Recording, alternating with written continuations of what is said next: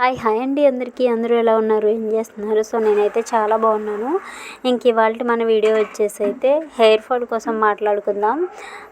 Oily hair braid వేస్తూ hair fall అంటే after delivery తర్వాత హెయిర్ ఫాల్ అవుతుంది అనేసి అనుకుంటూ ఉంటాం కదా మన ఆడవాళ్ళందరమే. సో ఆఫ్టర్ డెలివరీ తర్వాత జుట్టు ఊడిపోతుంది, నీకు పిల్లలు పుట్టారంటే ఇంకా జుట్టు ఊడిపోద్ది, ఉండదులే అని మన వాళ్ళు ముందే చెప్పేస్తారు.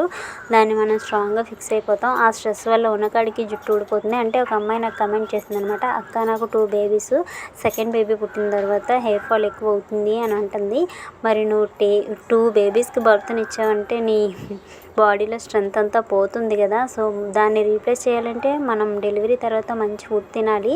ఎంతమంది తింటాం మనం? ప్రెగ్నెన్సీతో ఉన్నప్పుడైతే ఏ ఫుడ్ తినాలనిపిస్తే ఆ ఫుడ్ ఎక్కువగా తింటూ ఉంటాం. బట్ డెలివరీ తర్వాత మనం అందరం అలా తినాం కదా, పథ్యం పాటిస్తూ ఉంటాము. దానికి తోడు ఇంకా ఫీడింగ్ ఇస్తాం కదా, ఫీడింగ్ ఇవ్వడం వల్ల మన బాడీలో ఉన్న స్ట్రెంత్ అంతా పోతుంది. మళ్ళీ దాన్ని రీప్లేస్ చేయడానికి మనం కావాల్సినంత ఫుడ్ తినాలి, కానీ తినము. పెద్దవాళ్ళు చెప్తూ ఉంటారు కదా, తక్కువ ఫుడ్ తినాలి, ఇంతే తినాలి అని చెప్పేసి రెస్ట్రిక్షన్స్ పెట్టుకుంటాం మనం. మరి అలా మనం బాడీకి ఫుడ్ ఇవ్వకుండా హెయిర్ గ్రోత్ అవ్వాలంటే ఎలా అవుతుంది? ఆటోమేటిక్గా అంతే కదా. మరి ముందున్నట్టుగా ఫుడ్ తినలేనప్పుడు హెయిర్ ఫాల్ కూడా అవుతుంది. బట్ హెయిర్ ఫాల్ అనేది నార్మల్ అండి. హెయిర్ ఫాల్ అనేది అవుతుంది, మళ్ళీ అది రీప్లేస్ అవుతుంది. దానికోసం ఎక్కువ స్ట్రెస్ తీసుకోవాల్సిన అవసరం లేదు.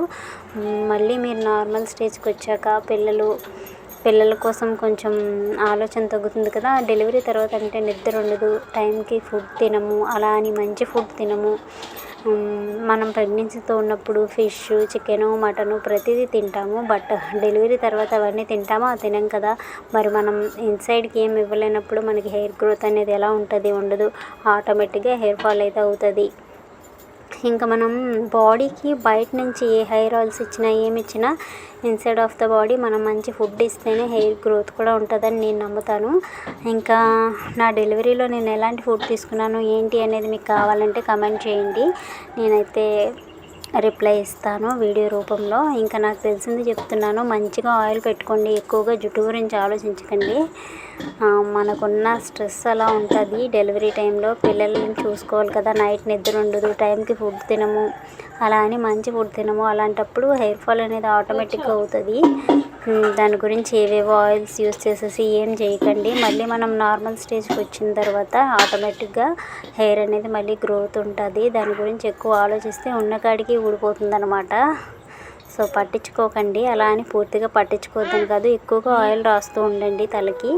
అలాగే తల స్నానం కూడా చేస్తూ ఉండండి ఎప్పటికప్పుడు. డాండ్రఫ్ పట్టకుండా ఉంటుంది. ఆయిల్ అలా పెట్టి వదిలేస్తే డాండ్రఫ్ వస్తుంది. డాండ్రఫ్ వస్తే ఆటోమేటిక్గా పేలు వస్తాయి జుట్టు నిండా. దానికి తోడు హెయిర్ ఫాల్ ఖచ్చితంగా అవుతుంది. సో కొంచెం జాగ్రత్త తీసుకోండి, మరీ ఎక్కువ పట్టించుకోవద్దు, మంచి ఫుడ్ తీసుకోండి. సో నాకు తెలిసిందైతే నేను చెప్తున్నాను. అడిగారు కదా శ్రీలత, నీకోసమే చేస్తున్నాను ఈ వీడియో నచ్చితే లైక్ చేయు. బాయ్. ఇంకేమైనా డౌట్స్ ఉంటే కామెంట్ సెక్షన్లో అడగండి.